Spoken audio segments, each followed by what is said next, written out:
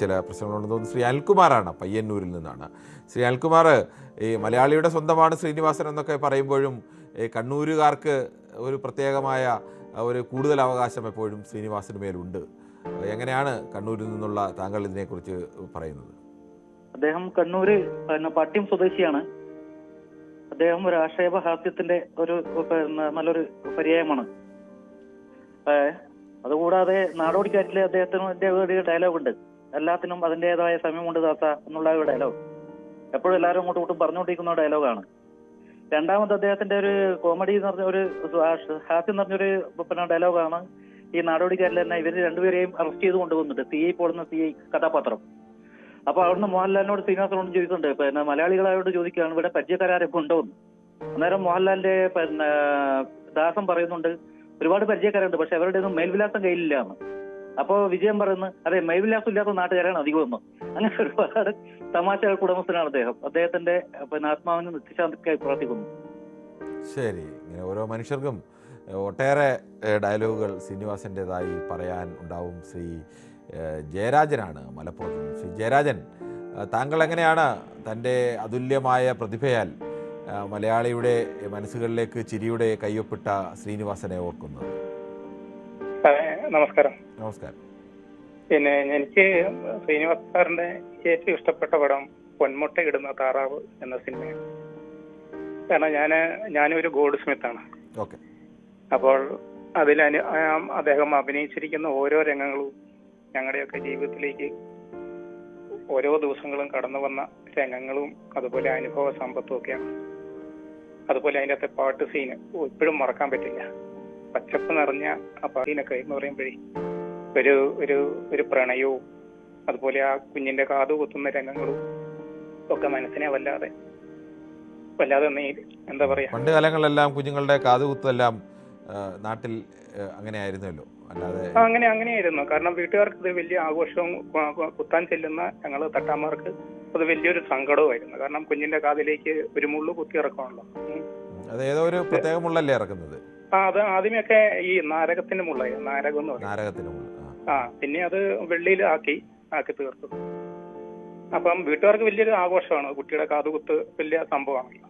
പക്ഷെ കുത്താൻ ചെല്ലുന്ന ആ കുട്ടിയുടെ കരച്ചിലും ആ കുട്ടിയുടെ മുഖത്ത് നോക്കുന്നതും ഒരു തട്ടാനെ സംബന്ധിച്ചോളം വല്ലാത്തൊരു നീറ്റലാണ്. അടുത്ത കാതിലേക്ക് നിൽക്കുമ്പോഴേക്കും കുട്ടി കരഞ്ഞ് നിലവിളിക്കില്ലേ? കരയും. മുള്ളല്ലേ, ചെറിയ കുഞ്ഞിന്റെ കാതല്ലേ, ആ മുള്ളൻ കാലിലേക്ക് കുത്തുമ്പോഴത്തേനും ഇവന്റെ ഹൃദയമാണ് പിടയ്ക്കുന്നത്. കുട്ടി കരയില്ലോ. അതൊക്കെ പച്ചയായി അവതരിപ്പിച്ച് കാണിച്ച ശ്രീനിവാസ സാറിന് എന്താ നമ്മൾ പറയുക. എന്തായാലും അദ്ദേഹത്തിന്റെ കുടുംബത്തെ ഒപ്പം ഞാനും എന്റെ കുടുംബവും ആ ദുഃഖത്തിൽ പങ്കുചേരുന്നു സാറേ. ശരി, വളരെ ഹൃദയസ്പർശിയായ വാക്കുകളായിരുന്നു അദ്ദേഹത്തിൻ്റെത്. ശ്രീ ഷിഹാബുദ്ദീനാണ്, കൊല്ലത്ത് നിന്നാണ്. ശ്രീ ഷിഹാബുദ്ദീൻ, മലയാളിക്ക് ഏത് സന്ദർഭത്തിൽ ഉപയോഗിക്കാനും ഓരോ ഡയലോഗ് തന്നിട്ടാണ് ശ്രീനിവാസൻ ഇറങ്ങുന്നത്. എനിക്ക് ഏറ്റവും സിനിമയിൽ അഭിനയിക്കാൻ പോയ സമയത്തുള്ള ആ രംഗം കണ്ട് കരഞ്ഞ്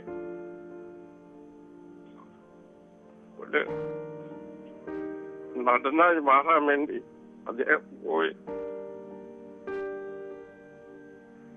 എനിക്ക് വളരെ വിഷമമുണ്ട്. ശരി, ശ്രീ അമ്പിളിയാണ്, ചേർത്തലയിൽ നിന്നാണ് വിളിക്കുന്നത്. ശ്രീ അമ്പിളി, സാധാരണഗതിയിൽ സ്ത്രീകളെ പലതരത്തിൽ അവരുടെ ജീവിതപ്രയാസങ്ങളും തമാശകളും പലതരത്തിലുള്ള സ്ത്രീകളെ അവതരിപ്പിച്ചിട്ടുള്ള ആളാണ്. ഏത് സ്ത്രീകളുടെ ഡയലോഗ് പോലും വലിയ തമാശകൾ നമ്മുടെ ജീവിതത്തിലേക്കൊക്കെ തള്ളിയിടുന്ന ഡയലോഗുകളൊക്കെ ഉണ്ട്. എങ്ങനെയാണ് ശ്രീനിവാസനെ ഓർക്കുന്നത്? അമ്പിളിയെ TV ഒന്ന് മ്യൂട്ട് ചെയ്തിട്ട് പറഞ്ഞോളൂ. ശ്രീമതി അമ്പിളി, കേൾക്കാമോ? ഹലോ, നമസ്കാരം സാറേ. നമസ്കാരമുണ്ട്. ശരി. എനിക്ക് ശ്രീനിവാസ സാറിന്റെ ഏറ്റവും ഇഷ്ടപ്പെട്ട പടം എന്ന് പറഞ്ഞ ചിന്താവിഷ്ടയായ ശ്യാമളയാണ്. അതില് വലിയ തനിമയത്തോടെയാണ് പുള്ളി അതിൽ അഭിനയിച്ചിരിക്കുന്നത്. പിന്നെ അതുകൂടാതെ നമ്മളിപ്പോ എന്തെങ്കിലും ഞങ്ങള് ഫ്രണ്ട്സ് തമ്മിൽ എന്തെങ്കിലുമൊക്കെ പറയുമ്പോഴത്തേക്ക് പറയും അതിൻ്റെതായ സമയമുണ്ട് ദാസാന്ന്. ആ ഒരൊറ്റ ഡയലോഗാണ് നമ്മൾ ഒരിക്കലും മറക്കുകയില്ലാത്ത ഒരു ഡയലോഗ്. നമ്മൾ എന്ത് വിഷയങ്ങൾ വന്നാലും പരസ്പരം ഷെയർ അതിനൊക്കെ ഒരു സമയമുണ്ട് ദാസാന്ന് പറയാം. അപ്പൊ ഈ ഡയലോഗാണ് ഞങ്ങൾ എന്തെങ്കിലും കാര്യങ്ങൾ വരുമ്പോ ഇപ്പോഴും ഫ്രണ്ട്സിന്റെ ഇടയിൽ ഞങ്ങൾ ഇത് പറയും ഈ ഡയലോഗ്. അങ്ങേരുടെ കുടുംബത്തിനും വൈഫിനും കുട്ടികൾക്കും അവരുടെ ഹൃദയത്തിലൊരു ആശ്വാസം ദൈവം പകരട്ടെ. ഈ വിടവാങ്ങല് അവർക്ക് മാത്രമല്ല, നമ്മുടെ കേരളത്തിലെ ജനതയ്ക്ക് മൊത്തത്തിൽ ഇതൊരു വലിയൊരു വിങ്ങലാണ് ഈ സമയം. അങ്ങനത്തെ ആദരാഞ്ജലികൾ നേരുകയാണ് ഈ സമയം. ശരി, അഭിപ്രായം വളരെ വ്യക്തമാണ്. ഗോപകുമാറാണ്, പാലക്കാട് നിന്നാണ് വിളിക്കുന്നത്. ശ്രീ ഗോപകുമാർ, യോ അച്ഛാ പോകല്ലേ എന്നൊക്കെ പറഞ്ഞ് നമ്മൾ ആ സിനിമയിലെ ഡയലോഗുകൾ എത്രയെങ്കിലും ജീവിത സന്ദർഭങ്ങളിൽ എടുത്ത് ഉപയോഗിച്ചിട്ടുണ്ട്, ആ സമാനമായ സന്ദർഭങ്ങൾ. അങ്ങനെ ഏത് സന്ദർഭത്തിനും യോജിച്ച ഓരോരോ ഡയലോഗുകൾ ഇറക്കുന്നതിൽ എങ്ങനെയായിരിക്കും അദ്ദേഹത്തിന് ഇത്രമേൽ ജീവിതഗന്ധിയായ അല്ലെങ്കിൽ ജീവിതത്തിൻ്റെ എല്ലാ സന്ദർഭങ്ങളിലേക്കും പറ്റുന്ന ഡയലോഗുകൾ സൃഷ്ടിക്കാൻ കഴിഞ്ഞതെന്ന് പലപ്പോഴും അത്ഭുതം തോന്നാറുണ്ട്. താങ്കൾക്ക് എന്താണ് പറയാനുള്ളത്? നമസ്കാരം. നമസ്കാരം സാർ. നമസ്കാരം. അദ്ദേഹം എന്ന് പറയാൻ പറ്റില്ല, അദ്ദേഹം നമുക്ക് മലയാള സിനിമയ്ക്കും മലയാള സിനിമാ പ്രേക്ഷകർക്കും വിലമതിക്കാൻ സാധിക്കാത്ത ഒരു മുത്ത് അല്ലെങ്കിൽ പവിഴം എന്ത് വേണമെങ്കിലും വിശേഷിപ്പിക്കാവുന്ന ഒരു പ്രത്യേകിച്ച് നടൻ എന്നതിലുപരി സംവിധാനം, തിരക്കഥാകൃത്ത്, അങ്ങനെ കൊമേഡിയനായിട്ട് അദ്ദേഹത്തിന്റെ നാടോടിക്കാറ്റ്, പൊന്മുട്ടയിടുന്ന താറാവ്, ഫ്രണ്ട്സ്, സന്ദേശം. ഇപ്പൊ ഈ ഇലക്ഷന് കൂടെ അദ്ദേഹത്തിന്റെ ഒരുപാട് വാക്കുകൾ ഉപയോഗിച്ചിട്ടുണ്ട്. സന്ദേശം എന്ന സിനിമയിലെ ഒരുപാട് വാക്കുകൾ ഞങ്ങൾ ഇലക്ഷൻ പ്രചരണ സമയത്ത് ഉപയോഗിച്ചിട്ടുണ്ട്. ശ്യാമള, അങ്ങനെ ഒരുപാട് കഥാപാത്രങ്ങൾ നമുക്ക് മറ്റേ തേന്മാവും കുമ്പത്തിലെ ഇതായിട്ടുള്ള വേഷം, അപ്പക്കാള, മറക്കാൻ കഴിയാത്ത വേഷമാണ് അപ്പക്കാള. ചിത്രം എന്ന സിനിമയിലത്തെ ഒരു അങ്ങനെ അമ്മാവനെ സൂചിപ്പിക്കുന്ന ഒരാളായിട്ട്, അങ്ങനെ എവിടെ നോക്കിയാലും ഏത് തരം നോക്കിയാലും കോമഡി ആയിട്ടും സീരിയസ് ആയിട്ടുള്ള റോളും അങ്ങനെ എല്ലാതും. മമ്മൂട്ടിയുടെ കൂടെ കഥ പറയുമ്പോൾ കഥാപാത്രം ലാസ്റ്റ് സമയത്ത് അങ്ങനെ നമ്മളെല്ലാം കരയിപ്പിച്ച ഒരു എന്താ പറയാ, ഒരു ബഹുമുഖ പ്രതിഭ നമ്മളെ വിട്ടുപോയി.